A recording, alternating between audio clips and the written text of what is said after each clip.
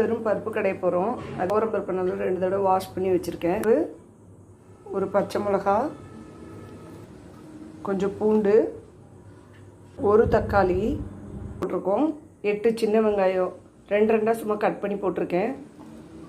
1/4 teaspoon மஞ்சத்தூள், கொஞ்சம் பெருங்காயம், ஒரு 1/4 டீஸ்பூன் சீரகம்.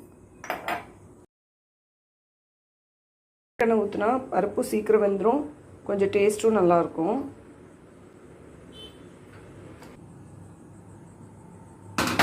இதுக்கு பொடி இதெல்லாம் எதுவும் தேவையில்லை. 2 ஸ்பூன் எண்ணெய் ஊற்றிக்கோங்க. கடுகு போட்டுக்கோங்க. ஒரே ஒரு காஞ்ச மிளகாயும் கொஞ்சம் கருவேப்பிலை மட்டும் இதை பருப்போடு ஆட் பண்ணிடலாம்.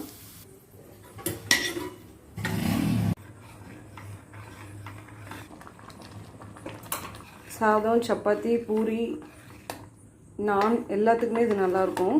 ட்ரை பண்ணி பாருங்கள்.